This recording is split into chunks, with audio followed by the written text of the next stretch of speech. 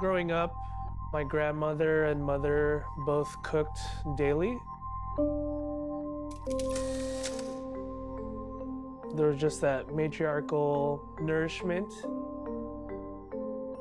Something about it that is innate within me to use my hands daily to create a meal, to feed people. That's good. Stop, don't do this. This fool's gonna cheer me on the whole time. It was great. Lasa is a Filipino-American restaurant in Chinatown, Los Angeles. Lasa means taste or flavor in Tagalog. A family-owned restaurant for my brother and I. It's interesting because he runs back the house and I'm in front of the house.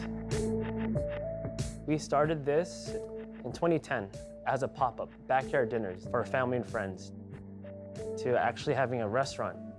Lasa was built on that kind of engagement, that interaction, that intimacy. Why I love owning a restaurant is seeing that and feeling that with our guests. Do you miss that? Yeah, I think that's the number one thing that's lost with the pandemic.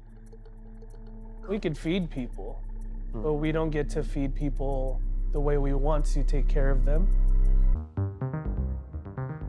At the beginning of March, the impact of COVID was starting to really show its effects. At that point, already our sales have dropped by like 65%. We're located in Chinatown, so the xenophobia against China was really strong, and we felt that impact, plus the fear of getting sick. March 15th was pretty heavy.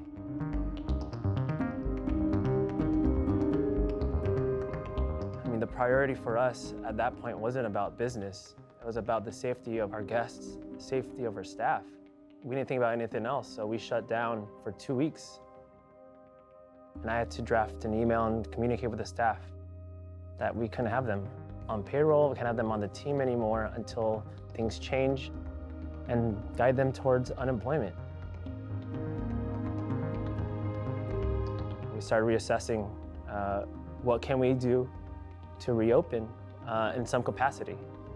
I hold a lot of responsibility to provide as best as I can for my staff and for my family.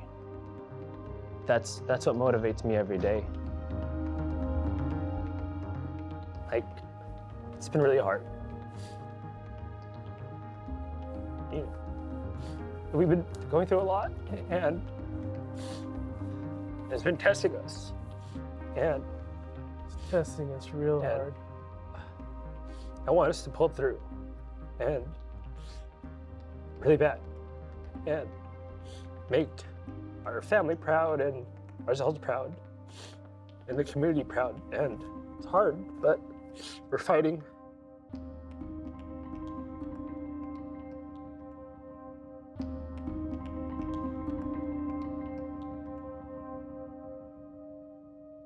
We're gonna keep doing our thing, and we just have to figure out what makes sense during these times.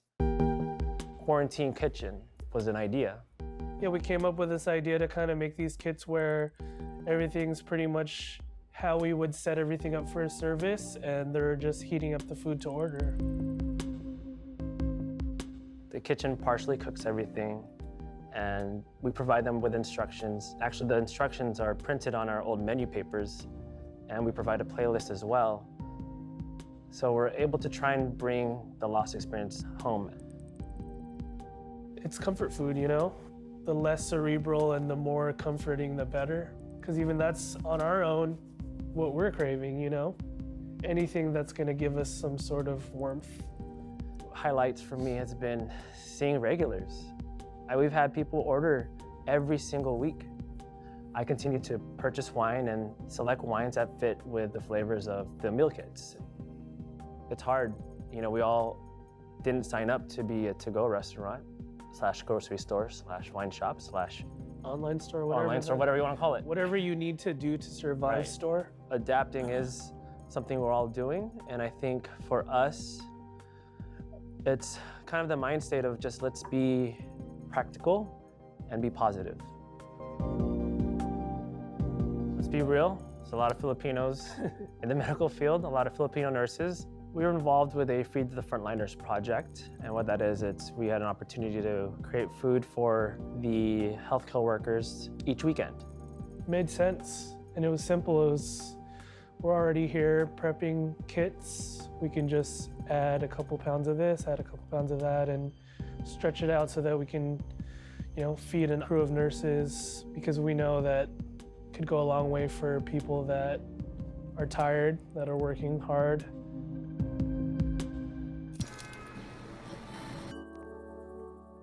It's really recalibrating. The relationship with our employees, they're staff, but they're totally family. They're very understanding and supportive, and that means the world too. Filling a dining room is not going to happen for a long time, but I think it's just continue to be scrappy and see what works for us and what doesn't. It's unique when you have business partners, but it's even far more unique when you're related.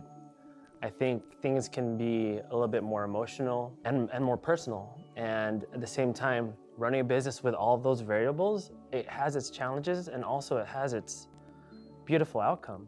Like in the end, when we come out of this, it's like we did this together for a family.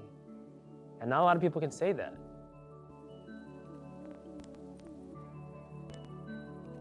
We have no control of what's going on around us. Guidelines changing. A goal is to get staff back. A goal is to provide more and to be sustainable. It's what we know. It's what we've been doing all our life. It definitely is our lives. It's everything. We built up to open this restaurant together, and we've been built up our careers to be in the restaurant industry. All we know. And I'm not gonna give that up.